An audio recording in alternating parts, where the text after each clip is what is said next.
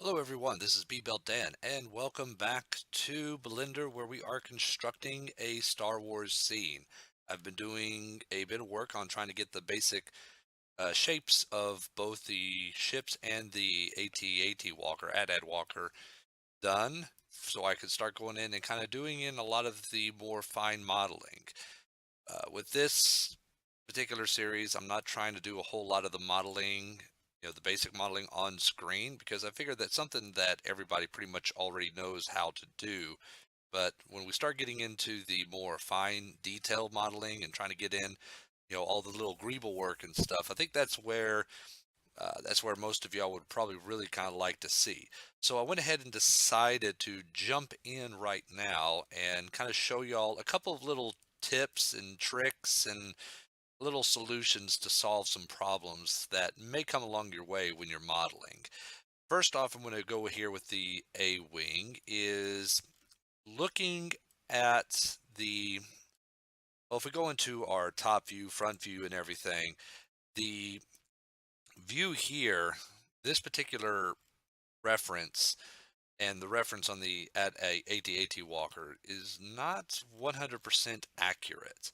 And looking at the actual studio models, I've determined that, yeah, there is a couple of little issues with it, but I'm still using it for reference purposes. So it's still not going to completely undo the necessity of using these. So, and plus, I mean, it's not going to be 100% accurate. One thing I've noticed with looking online, just simply typing in AT-AT Walker and A-Wing Walker, is there's just so many different variations and versions of it.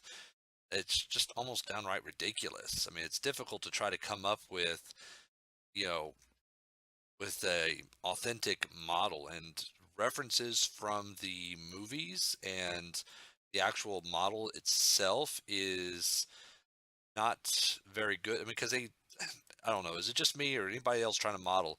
You usually get like this one particular angle of the A-wing. You don't get any real good, angles from underneath or from the back or anything. That's what I've been having problems with. If y'all know of any place where we can get better angles, let me know. But I do digress, and s- long story short is I know mine's not going to be 100% accurate, but I said neither are theirs, because I mean, even like official release toys and stuff like that, there's several differences. But what I discovered on this with looking at the studio model is that this top portion here is not flat. There is kind of a raised enclove, or this is raised as in relation to this right here up to a certain point, similar to how what I have here at the bottom, if you can see. This is lower than this area here, so it's mirrored right up here. But I already modeled all this, so how do I go about fixing that? Well, what I went ahead and done is by going ahead and selecting a vertex here and a vertex here and pressing F, it gave me an edge, and that edge is higher than all the area between, said, this vertex and this vertex, and that's kind of what I'm wanting. So what I did is I did that, and I went ahead and subdivided it and moved all the new vertices. You just select two vertices, do a Control E, subdivide, and it gives you an extra vertex. Then you press G twice, and you can move it along that edge. So I did that. Now what I could do is I could always just go in to get this to all move in. It's just click here, do an Alt M, and go to last. However, though, this just, it brings up both this edge and this edge to that vertex. So what if I just want to just bring up, now I could also do this here, and that is also perfectly acceptable. But, whoops, why do I still have that vertex? Let me get rid of that. But so there's several different ways that you could do it. Like I said, there's more than one way to scramble an egg. I could just go ahead and delete these vertices here, delete faces, not vertices, faces, and then just kind of just go in and create new faces there, and then create new faces there. And that is perfectly fine if that's what y'all want to do, but another way that y'all can do that is if I was to select all these vertices here, whoops, not that one, all these vertices here and do a Control V, and I do a rip, or you can just simply just click V. What that does is that rips those vertices apart. And because I selected everything along that edge, it ripped all those vertices right along that edge. So I can keep that there, go through and select these other set of vertices over here. Actually, I could just do it one at a time. Select this vertice, and then click up here, Alt-M at last. Click there, Alt-M at last. Okay, yes, Alt-M at last. And just keep doing this to all the vertices there, and that brings everything up to that new edge that we just created. And then I can go in and select. Whoops, yeah. And then just go in and just create new faces here.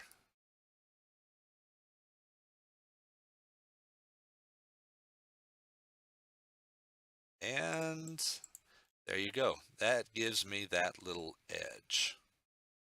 Oh, that's right. I need to,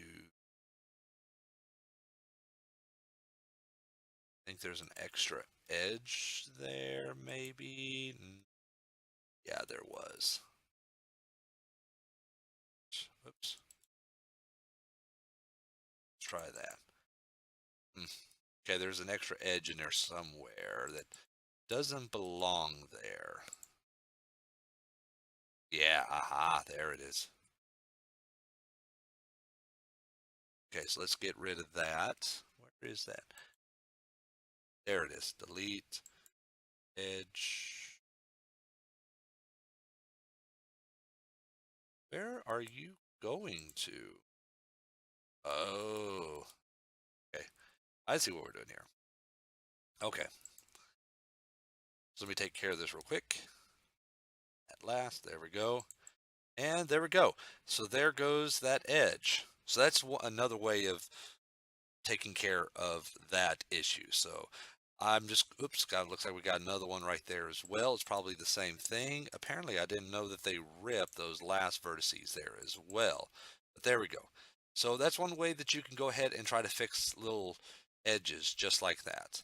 So, and once again, I've been working on everything, and once again, everything that I put into here gets automatically translated to the other model. So let's go ahead and switch over to AT-AT real quick. And okay, and here we are with the AT-AT walker. Once again, just like with the A-wing, I am fleshing out all the kind of the rough details first before I go in and start really finishing the finer details and all the little greebles and all that stuff. But the thing that I wanted to go ahead and kind of show you all here, a little bit of a tip that I've learned, is when you have a picture like this to where you're using as your reference photo.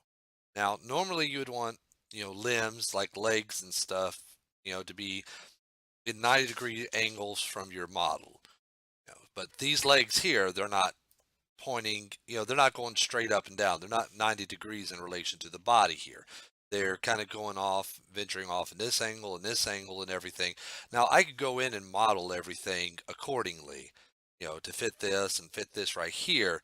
But when you just go in to try to rig everything, becomes a lot bigger pain in the butt. So you want to try to get everything to be all nice and neat within 90-degree angles with each other.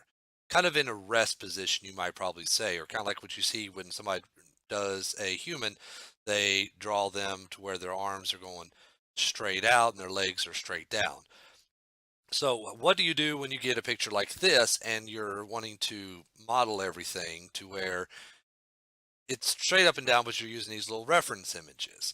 It does take, now this is what I tend to do, and this is what I've been doing, and luckily all I gotta do is just one leg, and then I could just mirror and mirror and mirror and no problem. But what you want to do is first, when you go ahead and start to model it, make sure that your object is set center to a reference point, preferably a joint. Like right here, this is one big joint right here. The leg swings this way. So I want to go ahead and make sure that center point is directly in center of all of this. Now, from here, with that center point being there, as I go ahead and start to model this, I could just press R. Whoops, let me go ahead. I forgot to do this. As I press R, it rotates. It's almost, right at that center point. It's almost kind of like the rigging's already there for it to do the walk. So here I can go ahead and check, model it this way, and check to make sure that everything lines up.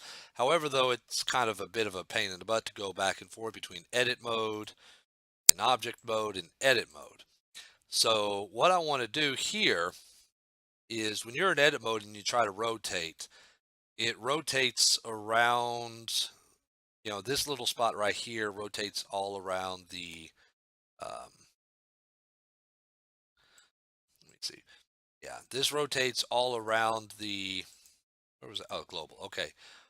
Around all these individual faces and vertices and everything. So when I try rotating it, it's rotating right at that spot right there.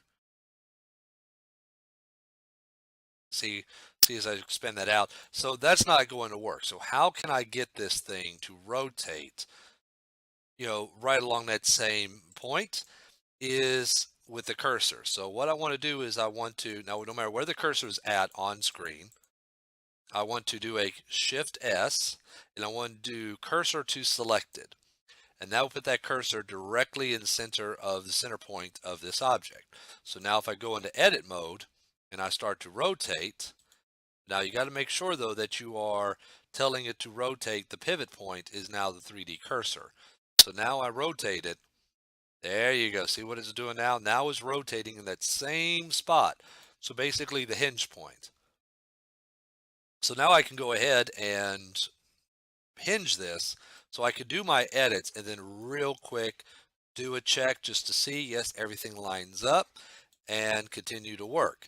If something's not quite working out, so let's say, let's see, what do I got here? Yes, okay, that'll work. Almost. Okay, let's go ahead and real quick, just select these. I think these might probably be sufficient enough. They should be. So if I select all of those and extrude it, also another reason about why it's a good idea to model these things into a 90 degrees in relation to the world is that your X, Y, and Z coordinates will work a little bit better, because if this was rotated that way, if the whole thing was rotated, well, here, let me show you real quick. Let's see, if I was to go ahead and select all these and rotate there, oops. Okay, let's select that. Well, rotate. So if I was to select all of that, and then go ahead and select these and do an extrude and press Z. Now see, it's not going this way. It's not going along the normals. So by making sure that everything is within that 90 degrees, it makes the modeling a lot more easier when you're using your, well, hold up here. Do we have an extra, where's, what is that? Okay, apparently I got an extra face in there somewhere. Hmm. Okay, I'll work on that a little bit later, but let me go ahead and finish showing you this. So I go ahead and click on all those and extrude and make sure I extrude along the Z axis. I extrude it, and now to check it, I just rotate it, look at it, and see, yep, that's exactly what I'm wanting. So just go back, select, whoops, let's go ahead and go into vertices, select these. Just continue to, oh, I'm under that, okay. And just manipulate it just to where I want it. Do a once again, R to rotate, and rotate it until I get exactly where I want it, just like that. So there you go. So that's what you can do when you want to try to model everything along, 9-degree axis or 180 degree within 90-degree axis to the world, but your picture is not quite allowing you to do that. Then you can go ahead and that's one way that you can do it. It's where you can edit it and just check everything. and see, yep, it's where I want it to be, and so I'm doing good. And when with this particular model, once I do this one leg, everything else will fall into place. So let me go ahead and cut out for just a second and try to see if I can get finished with at least all the basic modeling or most of it. If I come up with anything that I think would be beneficial for me to share with all of y'all, I'll jump right back in and show it to y'all. But I'd like to try to go ahead and at least get all the basics down, you know, and all the primitives all fleshed out and everything, at least by the end of this episode. So I'll be right back. A little change of plans. Apparently, I am not going to be able to probably finish doing all the basic modeling of either the AT Walker or of the A-Wing. But I did want to go ahead and cut in to kind of show you another little tip and trick or, with how I like to handle things in regards to complicated shapes such as this. This isn't obviously the most complicated shape that you could probably get, but it's kind of gives you at least a general idea about how I kind of like to, you know, model things and probably give you all a little bit of tips and tricks and show y'all once again about why I like to do it this way. So what I went ahead and done, as you can see, I've already went ahead and modeled this, and we'll come back and look at that later. Here was one that I went ahead and have not modeled yet. Now, if you're wanting to do a shape like this, and this is I guess, the transmission, possibly even the engine mechanism that actually powers the legs. There's one in the front, one in the back, but it's if you look at the pictures, it kind of has I guess like a universal gear right around in here, so it splits off, kind of like about how you have it inside a car. There's like a universal gear and it splits off or what have you. I don't know exactly how the mechanisms would work in something like this. But anyways, now what you could possibly do is what I've done here is just, simply, if we go in edit mode, you can see is where here go into select, we select all of the linked vertices, which is select, just do this, control number one. So I have I have one object here and another object, which is here. So, you just simply make an object here, make an object here, and they kind of blend together to a certain degree. And you could, for the most part, consider that, hey, I'm pretty much said and done. And once you go ahead and you apply the shade smooth modifier and going through auto smooth and stuff, it doesn't look all that bad.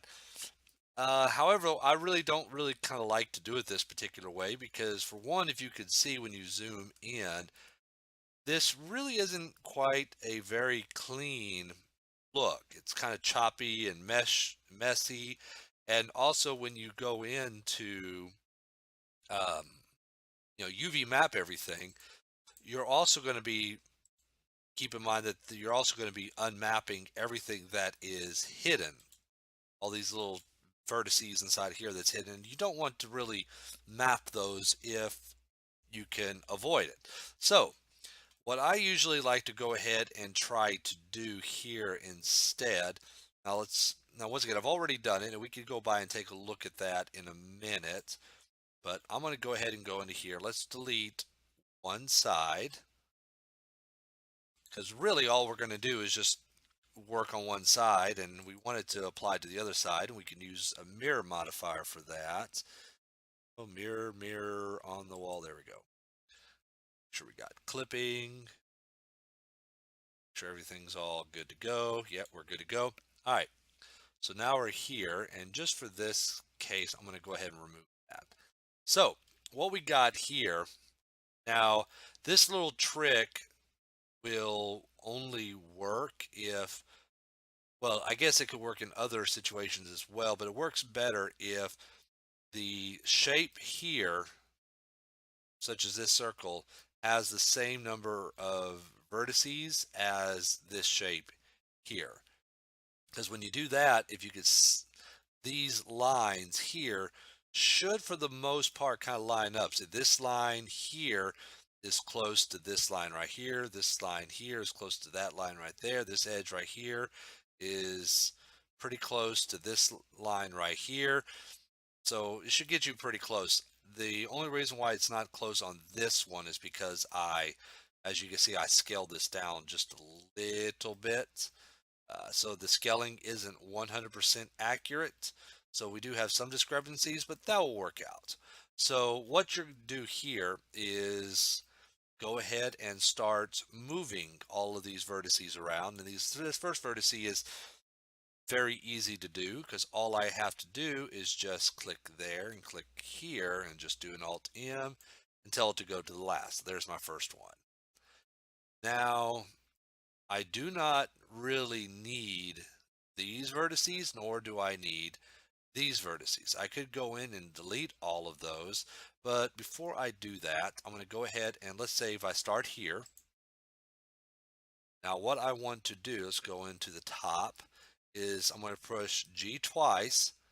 If you press G once, it allows you to move, but if you press G twice, it allows you to move that vertex along this. Oh, that's right. That's why it's not. Well, oh, it should. Give me a minute. Oh, that's right, because I got clipping on. Da, da, da. All right, there we go. Yeah, make sure you have clipping on disengaged for right now. We're not going to need that. So I go GG, and that allows me to move it along that edge.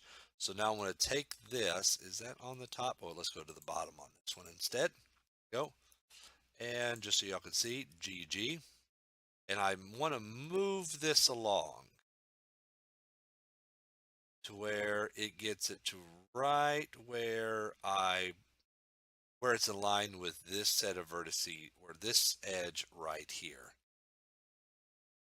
And what I could do is I can go into this mode here, and actually what I want it to do is I want it to move it out to where it's just about ready to kind of pop out.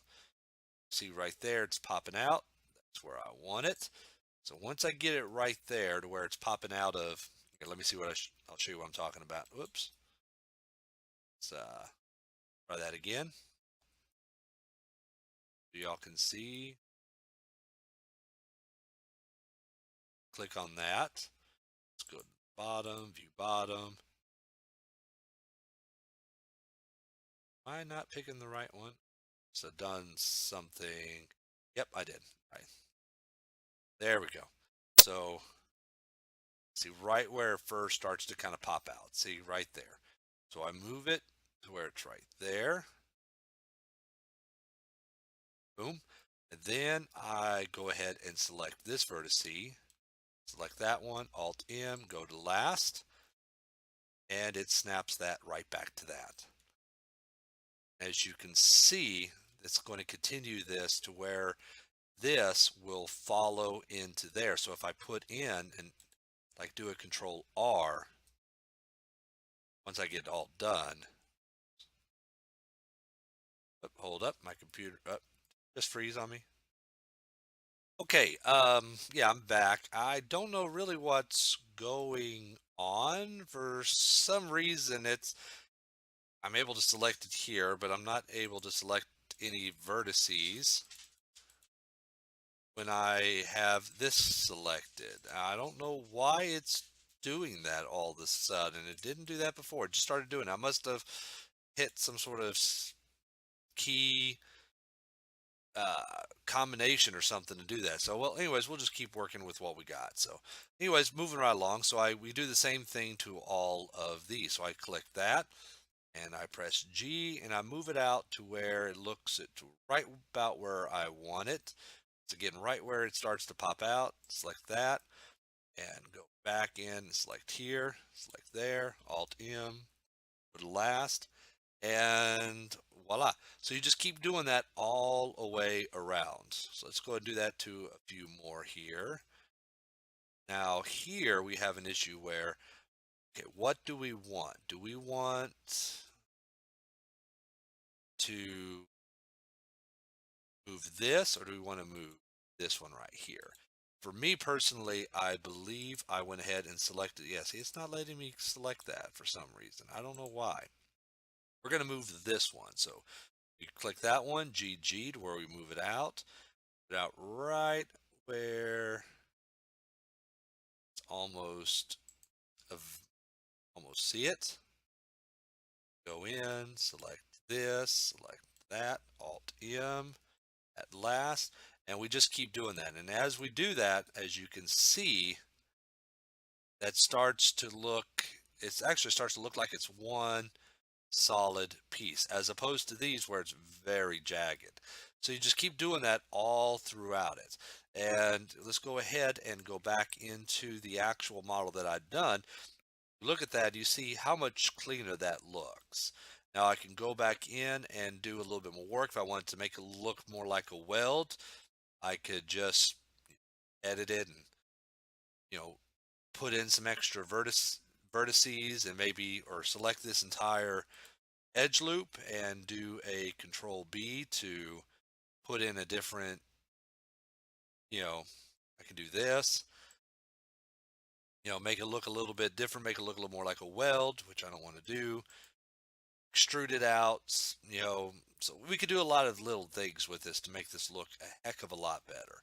But for the most part, that looks, like I said, that looks a lot more professional. It looks a lot better. So that's what you gotta do, is just manipulate the vertices around in a way to where you try to get it to where they all kind of line up. And once again, if you look at this, the I've changed the entire geometry of this in regards to the edge loops. I could put an edge loop here, and as you can see where that line is running out, it's running all along here. Go along there, there's that. So the entire geometry. And once again, I have no idea why this is. No, that's not it. Why this is, I don't know. I'm gonna have to probably reboot this. But anyways, yeah, I just wanted to kind of show you all that little bit of tips. It looks a lot better, it looks a lot cleaner in the end of it. And so when you're going, if you need to go in and you need to subdivide it, or when it comes time for me to go ahead and UV unwrap it, it'll look a lot better. I mean, it'll be a lot easier. So, so yeah, see, that looks, once again, a lot better than that right there. See, before, after, before, and after. So just wanted to kind of show you all that. And with that being said, I'm just going to go ahead and kind of finish up. Let's go ahead and save this, even though I didn't really do a whole lot of work since the last time I saved it, and open up the scene to see how that looks. So far, so good. Everything's coming in. The at Walker is a little bit buried underneath the snow. So let's go ahead and raise him up just a little bit. And there's our camera angle. So to kind of let y'all know what's going to be going on with the next episode is I'm going to be continuing to work on getting all the basics out. So the leg is done, so I can go ahead and model, copy that to the front and to the other sides as well. So, and then try to get all the little, the engine areas worked out, and the AT-AT is pretty much worked out, and then the ship, I'm going to have to go back and make some small modifications to it, but then that will be done. So I should have all of that done by the next episode. And then from there, what we're going to start looking at is doing a lot more of the detailed work. And we're going to have to make some decisions here. I'm going to have to make some decisions in regards to what all do I want to model, as far as all the details are concerned, and what all do I want to just leave alone and let texturing take that. And we'll talk more about that in the next episode, but I've mentioned it, like in with the Enterprise J, is that, there's, I know some people that they really go in and they try to, they model every little detail, every little greeble, almost every little bolt on, you know, on a model. But you really don't always have to go that way. Even, the big blockbuster movies don't always do that. A lot of that details and stuff is actually mostly just from textures and virtual bump mapping and all that other type of stuff. So I'll have to be making some of those decisions, but we'll be looking at that in the next episode. So let's go ahead and do a real quick render here. Okay, there we go. I don't know why it didn't go full screen. So something's a bit, something wonky happened. I know that some drivers on my computer just updated recently, but something's wonky's going on. I'm going to have to sort this all out, but that'll be in the next episode.